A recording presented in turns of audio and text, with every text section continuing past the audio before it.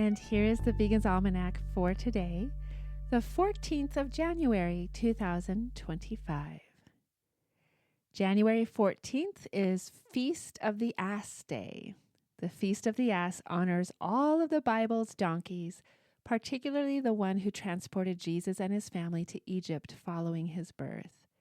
The Feast of the Ass, or Festum Asinorum in Latin, is a Christian holiday feast that was originally celebrated in France. The holiday fell out of favor with Catholic Church leadership and disappeared in the 15th century. Donkeys are wonderful animals. They can significantly differ in size. They can be a mere 26 inches or as tall as 68 inches. A donkey's digestive system utilizes over 95% of what they consume. In the desert, a donkey's bray carries about 60 miles. Donkeys have the ability to see all 4 of their feet at once. A donkey is more powerful than a horse of similar size. In biblical times, donkeys were a symbol of peace. The prophet Zechariah foretold Jesus arriving in Jerusalem riding on a donkey. "Rejoice greatly, O daughter of Zion. Shout, O daughter of Jerusalem. Behold, thy king cometh unto thee. He is just and having salvation, kind and riding upon a donkey." And today is the birthday of Albert Schweitzer, born on this day in 1875. Albert Schweitzer was a German and French polymath from Alsace. He was a theologian, organist, musicologist, writer, humanitarian, philosopher, physician, and a Lutheran minister. He received the 1952 Nobel Peace Prize for his philosophy of reverence for life. His philosophy was expressed in many ways, but most famously in founding and sustaining a hospital in what is now Gabon, Africa. Schweitzer wrote about his childhood. "I used to suffer particularly because the poor animals must endure so much pain and want. The sight of an old limping horse being dragged along by one man while another man struck him with a stick, he was being driven to the Colmar slaughterhouse, haunted me for weeks. Another time, a friend proposed we kill birds with a sling. This was a horrible proposal, but I dared not refuse for fear he would laugh at me. So we came to a tree which was still bare and on which the birds were singing out gaily in the morning, without any fear of us. Then stooping over, my companion placed a pebble in the leather of his sling and stretched it.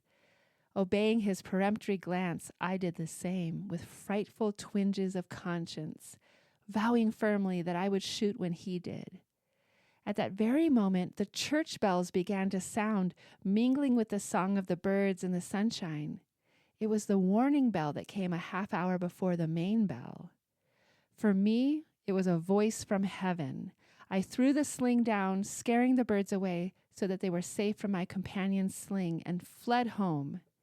And ever afterwards, when the bells of Holy Week ring out amidst the leafless trees in the sunshine, I remember with moving gratitude how they rang into my heart at that time the commandment, "Thou shalt not kill." And here is a reading for today from Numbers chapter 22. Balaam got up in the morning, saddled his donkey, and went with the Moabite officials. But God was very angry when he went, and the angel of the Lord stood in the road to oppose him. When the donkey saw the angel of the Lord standing in the road with a drawn sword in his hand, she turned off the road into a field. Balaam beat her to get her back on the road. Then the angel of the Lord stood in a narrow path through the vineyards, with walls on both sides. When the donkey saw the angel of the Lord, she pressed close to the wall, crushing Balaam's foot against it. So he beat the donkey again. Then the angel of the Lord moved on ahead and stood in a narrow place where there was no room to turn either to the right or to the left. When the donkey saw the angel of the Lord, she lay down under Balaam, and he was angry and beat her with his staff. Then the Lord opened the donkey's mouth, and she said to Balaam, "What have I done to you to make you beat me these 3 times?" Balaam answered the donkey, You have made a fool of me. If only I had my sword in my hand, I would kill you right now." The donkey said to Balaam, "Am I not your own donkey, which you have always ridden to this day?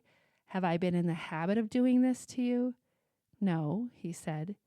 Then the Lord opened Balaam's eyes, and he saw the angel of the Lord standing in the road with his sword drawn. So he bowed low and fell face down. The angel of the Lord asked him, "Why have you beaten your donkey these 3 times?